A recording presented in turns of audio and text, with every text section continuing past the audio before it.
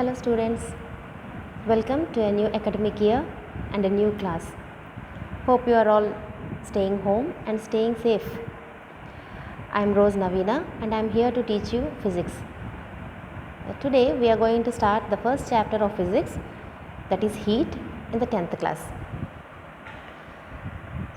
From childhood onwards, we are very familiar with this word heat or hot and also cold. How are you going to decide whether an object is hot or cold? In your lower classes, you must have studied, you must have learned how to realize the hotness or coldness of an object. Heat is basically a form of energy, like any other forms of energies. Heat also is a form of energy. Every object in nature contains some or the other quantity of heat. If an object contains more heat energy than your body, when you touch the object, you feel it as hot. If an object contains less heat energy than your body, when you touch the object, you feel it as cold. So it only matters about the amount of heat energy present in an object, whether it is hot or cold. And like all the other forms of energies, heat also transfers from one object to the other. Like as I have shown you in the diagram over there is a hot object, there is a cold object, and heat is transferred from hot object to the cold object, which means heat energy is always getting transferred from an object which has more heat energy to the object which has less heat energy than the first one. So we can conclude that it always flows from a hotter object to a colder object. Now what happens to the hotter object when heat is flowing from it? When the heat energy is flowing from the hotter object, the heat energy in it reduces.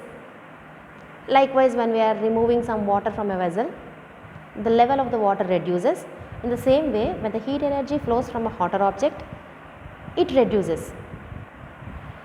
Similarly, when cold object receives heat, the heat energy in it is increased. So it makes the colder object hotter. So this flow of energy continues till both the bodies attain the same degree of hotness. So the amount of heat present in the object decides the degree of hotness. When the heat energy is flowing from the hotter object to the colder object, this flow continues till they both attain the same degree of hotness. So how are we going to know? How are we going to measure this degree of hotness? How are we going to know that both have attained the same degree of hotness? So we have one more physical quantity to measure this degree of hotness, which is temperature. Of course, we are very familiar with this word also.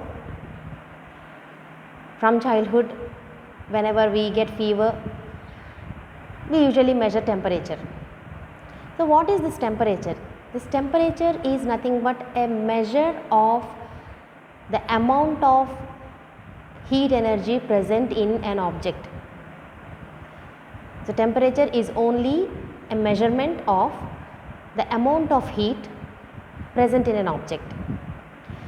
So when we say the heat energy is transferring from hotter object to the colder object, we are actually going to measure their temperatures.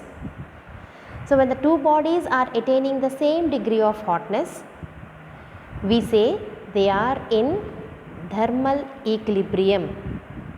The two bodies, when they attain the same degree of hotness, they are said to be in thermal equilibrium. So once they attain the thermal equilibrium, this transfer of heat energy stops. You have to remember this. Once both the bodies have attained thermal equilibrium, that means once both the bodies have reached the same degree of hotness, the transfer of heat energy stops. And this state of thermal equilibrium can occur only when the two objects are in thermal contact, which means they have to be in touch with each other. So, I will show you. See here, two bodies A and B. The body object A is at a temperature T1, which is a hotter object. Object B is a colder object, which is at temperature T2. Then heat is getting transferred from A to B. The heat transfer is occurring from A to B. So, when A and B attain thermal equilibrium, they both will be at the same temperature, say T. So, here you can see A and B, they have attained the same temperature T. So, there is no heat transfer. Once they attain the thermal equilibrium, there will not be any heat transfer. So, A and B are in thermal equilibrium, we can say. Okay.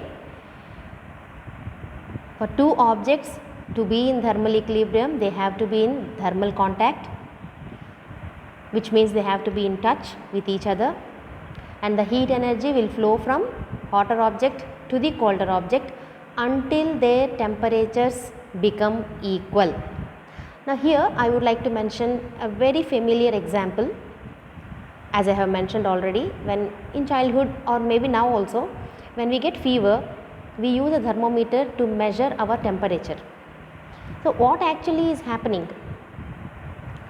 The thermometer will be basically at the normal temperature of the body, 98.4 degrees Fahrenheit. Now, if the heat energy in your body is more than that degree of hotness, when you place the thermometer in your mouth, which is nothing but thermal contact with your body, the heat energy from your body transfers to the thermometer, and the mercury in the thermometer absorbs this energy, it expands and shows you the level of degree of hotness in the thermometer. Now, this transfer of energy continues until the heat energy in your body and the heat energy in the mercury attains the same degree of hotness. So, that showing that the mercury and your body are in the same temperature. So, when you check the reading of the mercury in the thermometer, that will show you the temperature of your body. That is how you know the temperature of your body. This is one example for thermal equilibrium. Now, here let us see the SI unit of heat. The SI unit of heat is joule, and the CGS unit of heat is calorie, and 1 calorie is equal to 4.186 joules. This is a very important equation. Please note it down. So, what is 1 calorie of heat? How much amount of heat can be called as a calorie? The definition goes like this: the amount of heat required to raise the temperature of 1 gram of water by 1 degree centigrade is called calorie. So, if you are taking 1 gram of water, trying to heat it and increase its temperature by 1 degree centigrade. So, 1 degree centigrade can be from any temperature to any temperature. Suppose you are taking water at 30 degrees centigrade and you are heating it, and if you are increasing its temperature by to 31 degrees centigrade. So, by 1 degree, just you are increasing the temperature by 1 degree, then the amount of heat given to water is nothing but 1 calorie. The amount of heat required to raise the temperature of 1 gram of water by 1 degree centigrade is